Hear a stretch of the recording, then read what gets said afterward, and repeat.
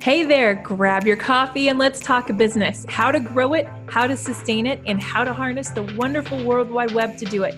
With me, your host, Jennifer Sikowski. Let's get started.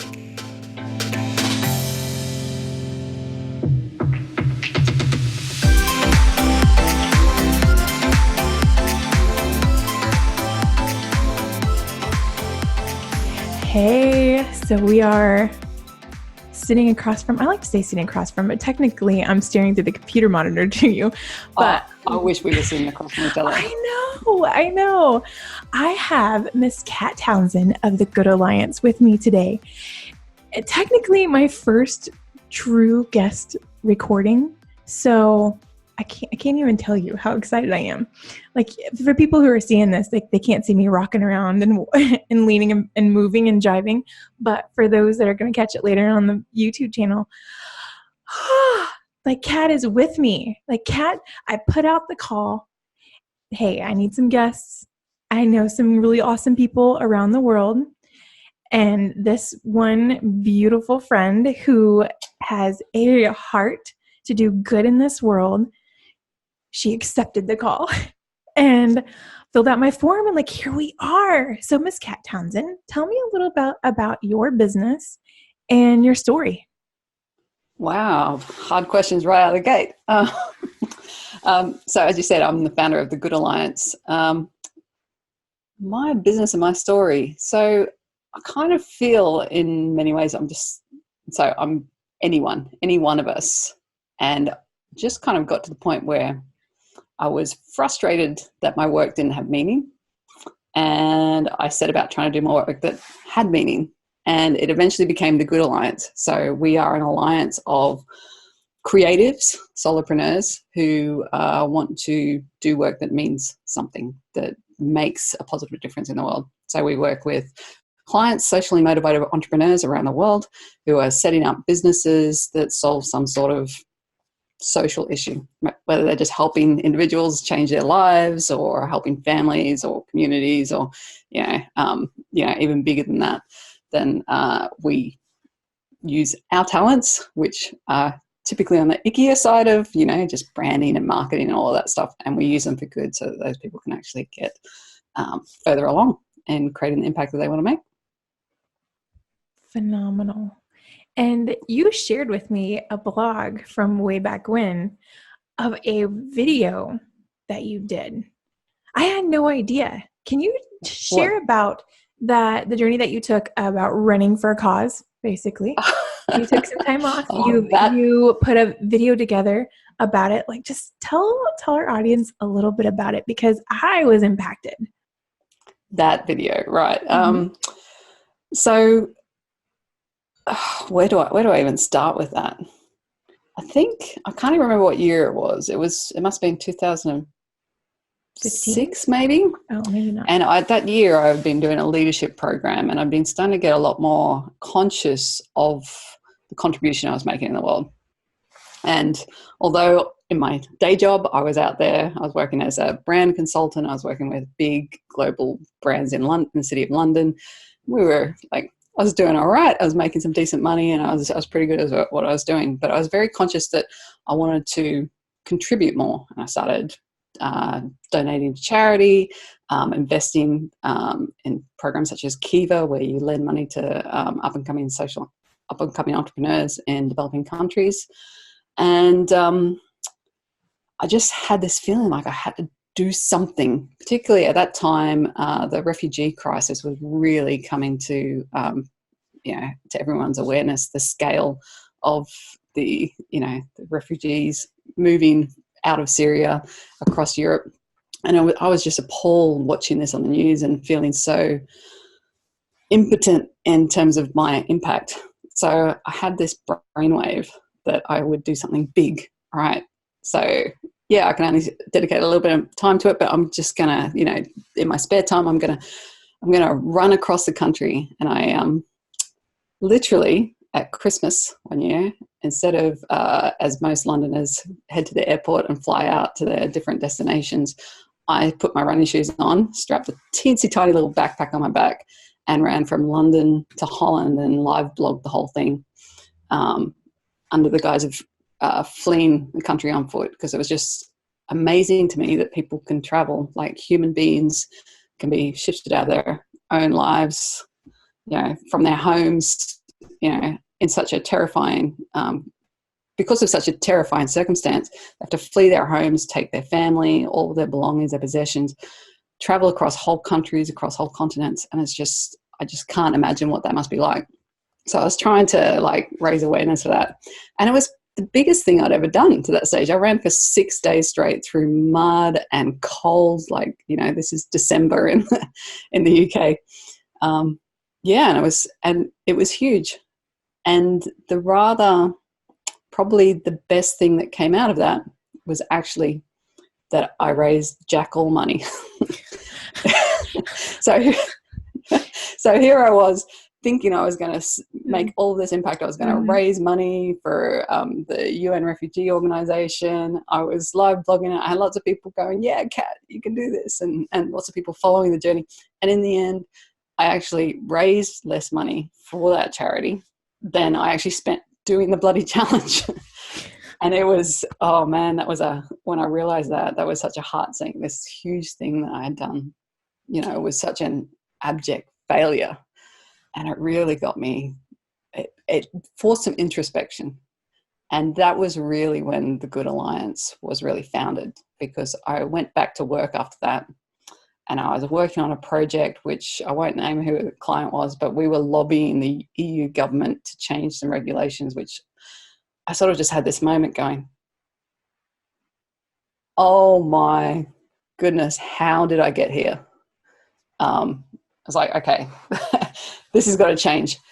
I can't be trying to do something, I can't be trying to make the world a better place in my spare time and with stupid random acts like running across the country thinking that's going to change anything. I need to be dedicating my energies to actually doing that, rather than actually spending most of my time creating a world that I don't want to see. I want to be spending it creating a world that I do want to see. So is that the story you were talking about? Yes. Well, and that was a pivotal point for you. And we talk about impact and doing good in the world. And for you, that impact, like you said, it founded the Good Alliance. So from there and working full-time for someone else, you were doing part-time for yourself, right? On the side. Did you just how was that transition from leaving a full-time job and taking the leap into your own business? What did that feel like, especially after you just experienced that journey? Yeah. So I guess I was a little fortunate in that I had been working as a contractor for a couple of years. So when I was working with these brands, I was working as a consultant. So I kind of had gotten over a little bit of the scary bit of actually just selling my time for money. So that put me in a little bit of a better position at that stage, but it was still a big, oh my goodness. So if I can't work for RBS and First Group and, all of these big companies that I was working for, then what the hell am I going to do? How am I going to make money?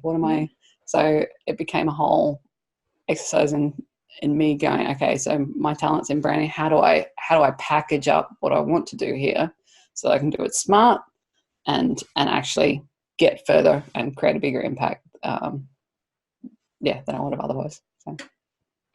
That's awesome. So let's fast forward to, is it 2 years ago? 1 year ago? 2 years ago when I officially met you in person? It feels like a lifetime. I know.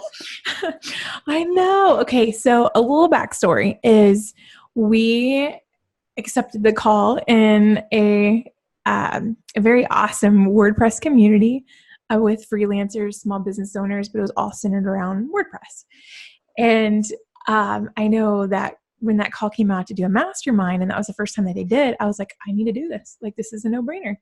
But the scary part of it was at the time, I still have tiny humans, but they were tinier and knowing that we'd have to meet up in person. So not only we had all of our online meetings and the learning and all, but we were thrown into a room with, I don't know, 13 of us, 12 of us. I forget how many of us, but not knowing each other other than seeing online and doing a few calls beforehand. And the whole point of this was honestly to scale our businesses, to overcome whatever it was holding us back and to scale. And the mastermind head, I don't know what we would call him, but Troy, he was phenomenal in leading, and he instilled us some really awesome tools and ways to overcome that. So I just remember like we were doing a call out for their rooms and who we were rooming with. And I was like, I'll room with somebody. Like, let me talk to him. So enters Kat, this woman who I've never met in person from the UK. Well, no, where were you staying then? I was in the UK at that stage, yeah. Okay. And so I thought, oh, like I'm going to have international friends. Like that felt good. Little Indiana girl over here. And then Tara entered. And I roomed with you and Tara, and oh my goodness. Yeah. So let's talk about, okay, let's just jump right into fear, because that's a big part of our podcast. Like I want to talk, we're just having some coffee, some tea. I don't even know what time it is there. What time is it there? It's a perfect 11 a.m. So 11 a.m. Well, there we go. Yeah, it's exactly time for tea. Yes. Well, it is after 9 p.m. here. It's probably not time for coffee, but here we are. But let's talk about that moment. So, in your business that you realized that like I need to make some change to grow. You know, that you had decided to join that mastermind for a reason, and I don't know what that reason is, and then getting thrown into a room with all these people. Like, let's talk about that. I love that you were scared. It warms my heart to know that you were full of fear as well. Yeah, because when you join something like that, a mastermind, you're paying to be part of something. You know, it's not. You know, it brings out that fear. Like, what the hell have I got myself into? Who are these people? Yeah. What the hell are they going to do to me? Am I up to it? Was probably the biggest thing for me. Going, oh my goodness, they're going to find out. You know, I'm going to get in a room with these people and they're going to realize that I'm in the wrong place and they shouldn't have let me in. But I'll be honest, like, is there ever a day that as a business owner, there is rarely a day when I don't feel that fear. Sometimes it's magnified on a thing where I can go, right, mastermind, right, okay, I'm going to direct my fear there, and all of my little inner voices are going to be yabbering away, going, that's the thing that's going to, completely unfurl all this. You know, you're going to be found out. But if I don't have that thing, then I'll find something else to be fearful of. Right.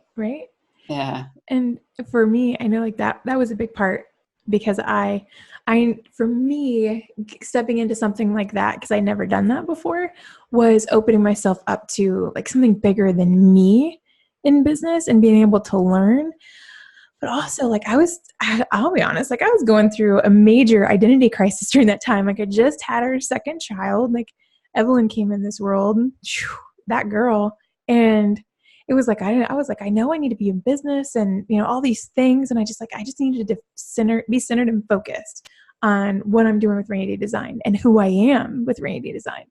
So that's how we met. And we spent several days getting to know each other, running. You know what? I just need to say, like, what I find hilarious about this, and what was probably the single best thing that came out of that mastermind with me, was realizing, like, I still look at Jen and I'm just in awe of everything that she's done and has achieved. And she's got such a wonderful, beautiful family, are all really well adjusted. And I was just like, wow, how can this woman do this? I just think it's amazing. And then to hear her share those fears that she has, and some of the hesitations went through her mind, and to say, and to admit that she was in the midst of a bit of an identity crisis at that time, where I met Jen and just went, this woman's amazing. Like, isn't it funny, the difference between what goes on in our head and what other people are actually seeing? Preach. Let's go there. So in business, like because right now you've moved again. So let's talk about that, because I appreciate that comment, but I'm going to put it right back on you. No, I'm just kidding. All right. No, but that's so true, because that's one reason, like, why we're here, is that I get so up in my head about what I'm doing, how am I going to be perceived, like, we talk about that, what's the word of like showing up and not really being that person? What's that syndrome that we talk about? Oh, that imposter syndrome. Yeah. Yeah. And just like, who am I to be here? Because like there are some days that like I got ready, put the kids to bed, got ready, and I'm like, this is work. Like, how cool is this that we get to do that? Is. So like Yeah. I have those days where it's like I step back and I'm thinking, like, we did this. Like, we made it to where like you're traveling all over. You've got clients from all over the world doing good things and making great impact, from like the smallest thing for just the things that you do to like big, huge organizations. And then here, I don't know, it's amazing to me to be able to step back and see how that's evolved. But also it's like, if we could just get out of our head like this much and do the thing that we're trying to do. So a lot of our businesses that we talk to are trying to get past that, whether it's fear of success online or putting themselves out there, or we talk to some startups that are just still trying to put together their products, but it's like, is anybody going to really buy this? And so fear keeps creeping in, creeping in, creeping in. And so like that, and that's why we're here. That's why it's a podcast, because I figure if I'm going through it in that mastermind and being able to talk to so many awesome business owners that are in the same boat as I am about fear, there's got to be other people out there that need to hear that. I have a feeling that there are. My own personal take on fear, I've spent a lot of time trying to get past the fear, to conquer it, to get rid of it altogether. And I think I've just become a lot more accepting these days that it's going to be there. And to the point, even above my computer here, I've got like little Post-it notes. It doesn't matter, that I'm willing to feel this fear. I'm willing to do it anyway. I'm willing to, just step up and try every day. And what I've found is that, the thing that keeps my fear at bay. So for a long time and sometimes it will flare up and I will feel like I'm completely paralyzed by that fear. But fear is okay. It's the action I take based on that fear that's not okay. If I allow it to stop me, then I'm not okay with that. But if I just acknowledge it and I can move past it, it becomes a lot easier to ignore it or just to, thank it and and move on if I've got some momentum. So it's the moments where I stop and I'm stuck in something and I'm listening to the fear and the voices and the imposter syndrome and all of that things really come undone. But taking the small actions and continuing to show up every day and just do a little bit more and a little bit more and then starting to see the progress, and then having those moments where you look around and go, oh my goodness, am I doing this? Like, this is pretty amazing. I do get to travel around the world. I do get to work on my own schedule. I get to work with some amazing people. Like, it's pretty cool. And then the fear pipes up and goes, yeah, but if they only knew and who are you to have all that? And I just have to like go, okay, I'm busy here. I'll deal with you later. Yeah. Back off. Right. And it's a lot of that self-talk. So what's your number one quote that you go to, or how do you pull yourself out of it? So the one, so I've got a couple on my wall over here now. Yeah. So the thing that's pulling me through at the moment is one, just being grateful. Many people spend their whole lives looking for purpose, and I have mine. I found mine. I know mine. So that is like, okay, so from that place of gratitude, that I can go, you know what, it's not so bad. Like, even those days when it is really hard, then that sort of gives me a bit of a boost. But the thing that's making me keep going through, I don't think it's a quote, but it is something from one of the events we went to. Dana Malstaff said something along the lines of, I can't remember what she said actually, but so I think I've paraphrased it and I've just got something that works for me. But it's basically that I don't need to be the person who finally changes the world. That's, trying to be perfect and be that person is such a big weight. All I need to be is just be the person that shows up and is willing to go through the stuff to try. And so that's this thing that just keeps the momentum going. So it takes the pressure off every day that I don't need to be perfect. I don't need to be, I don't need to have everything. And, my vision is so big. I don't need to have everything there every day. Just need to keep up and doing the stuff and giving it a go and moving through it anyway. And then hopefully in the process, I will get somewhere towards achieving my vision.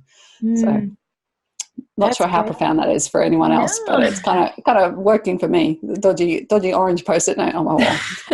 No, that's good, because one of the things that you had mentioned in my cutesy questionnaire was when I asked about the fear of anything that held you back in business, and if so, what was it, and how did you break through? And there was something that you wrote down. It said, "I'm not sure I'll ever fully overcome them, but I know that action and momentum keeps them little." And so I take that as in, you're right, just show up, because that's half the battle. It's half the battle to hit publish, to make those phone calls, to send those emails. Like, that's half the battle. And if we just little things, my husband, God bless him, because he's probably listening. We're not going to tell him that he's right, but he always said little things become big things. And so when I know, and so a lot of times I start to, like, out here, like, where you can't see me listening, but my hands are up, and it's like I tend to make things this big, and it's not until I take a step back and I write it out, then it comes into little chunks, and then I'm able to, okay, because I always believe, like, if you can't conquer it if you don't face it. So I'm like, okay, like, the first thing I'm going to face is this task, this email, this client, this whatever. So talk to me about, because you said right now that you're working to overcome. So if you don't mind, tell me, how are you taking action and, like, moving the needle right now and whatever you're trying to overcome? Like, how are you busting through that? Oh, how am I busting through that? So the momentum thing is so powerful, like, and there's ultimate power in momentum. So even before I get into my day-to-day, I just getting down to the day-to-day, a lot of it is just reminding myself of the momentum, because I believe, particularly when I read the news and I get a bit overwhelmed by all of the things that go wrong, like, I think the only way to fix a lot of the challenges that we have as a society is to actually build momentum. Like, we need to, once we have some momentum, once we're doing something, then we're suddenly have a lot more power and influence over the people around us. We can, people will stop and listen. They might actually be inspired by what we're doing. And so that creates movements, that creates change, and that's the only way to do it. So when I think about it on a day-to-day basis, it's almost, I'm connected to that vision I want to have, but I realize that it's got to be a knock-on effect. So this little piece that I do now is going to have an impact in my world, but it's going to have an impact for my team. It's going to have an impact for my clients. So some days it feels so freaking meaningless. I'll be working on, like, what sort of, like, when we think about it. So we work a lot in branding and building websites and marketing. Sometimes you're looking at that and going, how is a website going to freaking change the world? Like, how is me sweating whether or not this font is right, or going back and forth and trying to get the wording, like, how is this actually going to make a difference? Right. And I have to just step back and take a look at the bigger picture. This is me focusing on the pixels, but really I've got to, that it's about the bigger picture. It's hard to keep both of them in mind at the same time, though, sometimes. Yes. It's got to be a practice, a bit of a, of concerted effort to make sure that you do that and connect them. Yeah, that's something that you've helped me. Our last meeting, like, I was really overwhelmed of, like, just not overwhelmed, maybe that's not the right word, but I was really trying to figure out, like, what is the problem in my business, and, like, why does it seem like to be such a bottleneck? And we went on vacation, came back, and I was just noticing we weren't where I wanted to be, and I wasn't showing up the way I wanted to be, and I wasn't seeing the bigger picture the way I think it should look. And so we met, and just basically, like, our calls are just catch up, life, and then it turns into, what are you working on? What's working for you? And we'd, like, dig deep. And the thing that you helped me is, and this too, like, it goes right along with what we're talking about, is I find out that I'm really good at looking at the bigger picture. And for leading my team, like, I'm real good with the clients, because I can break out the plan, and we dial it in, and they're focused on doing the thing. We look at the big picture. But for my team, a lot of what I'm trying to do is in my head or up on my whiteboard. And something that you do so well is to break down those big goals and putting them into actionable tasks, or at least it looked that way when you opened up the curtain in I make pretty project plans. Yes. yeah, and it was well organized and it was well thought out, and you can see, and it was total transparency within the team, because you could see each of the team members and their impact that they were having on the project, the plan, whether it's on your business, a Good Alliance, or if it was for a client, but they could see their role. And that to me was like a light bulb. So I met with my team the next time and I said, listen, there's a problem here. And I told them, it's me. It's me. But here's also the beautiful thing. The solution is me. So I blew up our Asana and did that. And it was amazing for me. It took work. So y'all listening, like it takes work to break something down like that you have in your head or might have on the whiteboard. But once that I was able to put it on paper and then break it down in actionable steps, I'm able to properly delegate, add my notes, do all the things that helps them only do a better job in their own, and for my expectations for them to show up and do.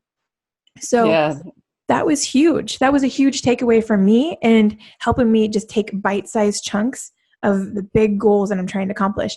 And also the why. Like, do you ever have to go back to your why when you get stuck up in your head in business and like when you're leading your team? All the time. So much so we do it like on our weekly calls every week. It's going back. Here's the vision. Here's who we're serving. Here are our values and here's how we want it. Like, and if it's only the once a week that I do that, it's always a big, that's why it's frustrating. That's why that went well, so. And it just shifts your perspective. Absolutely. Yeah, awesome. Well, in closing, I want to do like a little wrap up of the things that to take away from this episode is number one is that we all have fear, whether it's fear, how we show up in business, how we're perceived, fear of failure, fear of success.